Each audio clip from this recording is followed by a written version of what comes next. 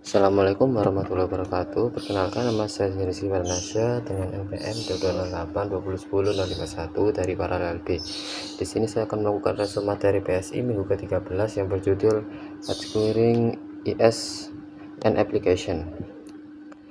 Dengan tingginya persaingannya terjadi, perusahaan perlu menggunakan teknologi untuk mendukung inisiatif bisnis untuk memenangkan pasar dan juga hati para pelanggan. Hal yang perlu dilakukan yaitu merancang dan menjamin sebuah aplikasi. Organisasi harus menganalisis kebutuhan akan aplikasi mereka.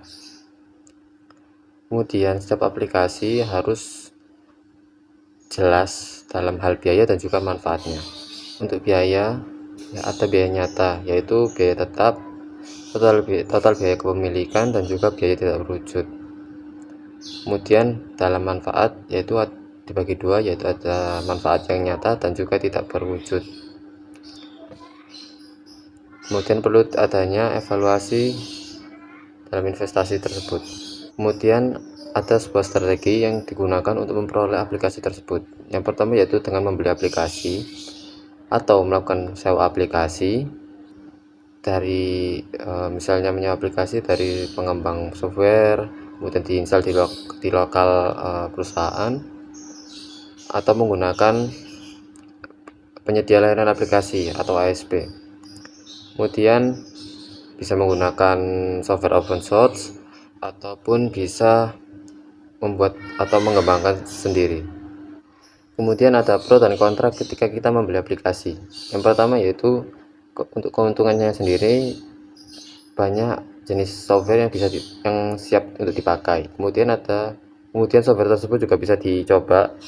Dan membeli software kita juga bisa menghemat waktu daripada membangun mulai dari awal. Kemudian juga perusahaan dapat mengetahui apa yang dapat diperoleh sebelum berinvestasi pada software tersebut.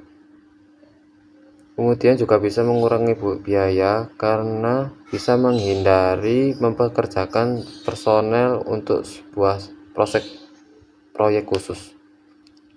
Untuk kekurangannya sendiri, perangkat lunak juga bisa benar-benar tidak memenuhi kebutuhan kita. Kemudian bisa kemungkinan perusahaan juga tidak memiliki akses untuk melakukan modifikasi ataupun melakukan perubahan proses bisnis yang besar atas software yang telah dibeli.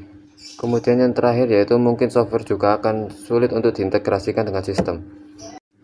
Kemudian selanjutnya yaitu ada penyedia jasa aplikasi atau ASP. Kemudian yang selanjutnya ada perangkat lunak sebagai layanan yaitu SaaS.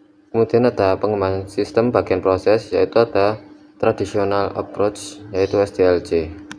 Ada SDLC tradisional yaitu waterfall, yaitu melakukan analisis, kemudian mendesain, kemudian implementasi, melakukan testing, melakukan deploy, dan juga melakukan maintenance. Pada tahap 1 kita melakukan perencanaan sistem dan juga pilihan, yaitu sumber daya terbatas sehingga proyek harus dibatasi, analisis pengumpulan informasi dan juga pembangunan kasus. Kemudian dimulai dengan masalah bisnis atau peluang yang diikuti dengan analisis kelayakan. Kemudian dalam studi kelayakannya sendiri ada kelayakan teknis, ekonomi, organisasi, dan juga perilaku.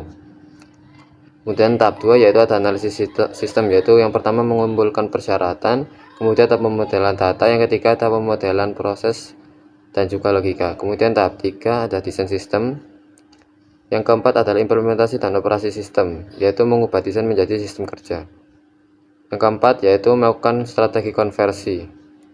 Kemudian untuk SDLC yang lain ada prototyping, kemudian ada RAT, dan juga agil.